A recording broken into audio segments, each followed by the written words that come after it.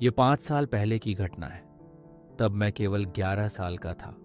मैं एक दिन अपने भाई के साथ स्कूल जाने से पहले अर्ली मॉर्निंग अपने बैकयार्ड में बास्केटबॉल रहा था। मैं रोज स्कूल जाने से पहले अपने भाई के साथ बास्केटबॉल खेला करता था। हमारे बैकयार्ड के चारों तरफ थोड़ी छोटी फेसिंग थी, इसलिए वहां से कोई भी आता जाता शख्स हमें आसानी से दिखाई दे जाता था। कुछ देर तक बास्केटबॉल खेलने के बाद मैंने नोटिस किया कि दो अजनबी आदमी दूर खड़े हमें अजीब तरीके से देख रहे हैं। मुझे वहां पर कुछ सेफ महसूस नहीं हो रहा था, इसलिए मैं अपने छोटे भाई को लेकर घर के अंदर जाने लगा। हमने उन्हें पूरी तरह इग्नोर कर दिया, लेकिन जब मैं थोड़ी देर बाद आया तो मेरा भाई खिड़की से बाहर देख रहा था। उन दोनों में से एक आदमी हमारे घर की दीवार कूदकर बैकयार्ड में आ गया। हम ये बात सीधा अपनी माँ को बताने के लिए गए। हमने जब दरवाज़ा खोला तो दो अजनबी आदमी हमारे बैकयार्ड में खड़े थे।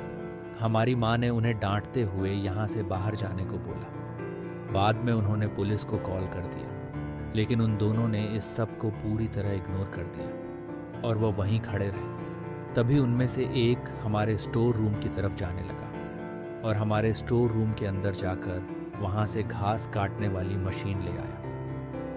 हम लोग बहुत ही ज़्यादा कंफ्यूज थे कि कहीं ये हमारे यहाँ से कुछ चुराने की कोशिश तो नहीं कर रहा। तभी मेरी बहन ने ये सब कुछ रिकॉर्ड करना स्टार्ट कर दिया। हमने उसे डराने धमकाने की और वहाँ से भागने की पूरी कोशिश की, लेकिन उसे कोई फ़र्क नहीं पड़ा। मेरी माँ अब भी पुलिस को कॉल मिला रही थी, लेकिन वह आदमी हमसे कुछ भी नहीं कह रहा था। लेकिन तभी उनमें से दूसरे आदमी ने उसे कहा, हे चलो अब यहाँ से चलते हैं। कहा, लेकिन तभी वह आदमी उस मशीन को ले आया और उस आदमी ने तभी वो मशीन स्टार्ट कर दी। हमें उस वक्त कुछ भी समझ नहीं आ रहा था। मतलब कोई भी अजनबी आदमी हमारे घर की दीवार को पार कर कर आया और हमने उससे जो भी कहा उसने वह सब इग्नोर किया और हमारे स्टोर रूम में जाकर सीधा घास काटने वाली मशीन ले आया। और तभी उस आदमी के एक्सप्रेशंस बदल गए। उसने उस घास काटने वाली मशीन को उल्टा करके रख दिया और उसके सामने आकर खड़ा हो गया। कुछ देर बाद जो उसने किया वह काफ़ी डरा देने वाला था। उस आदमी ने तभी अपना सर उस घास काटने वाली मशीन के अंदर दे डाला और वह वहीं मर गया। और ये सब हमारी आंखों के सामने हो गया। मेरी माँ ये सब देखकर एकदम से चीख पड़ी। मुझे विश्वास नहीं हो रहा था कि मैं अभी क्या देखा। मैं उस समय पर सिर्फ 11 साल का था, लेकिन अपने बहन भाई से स्ट्रांग था।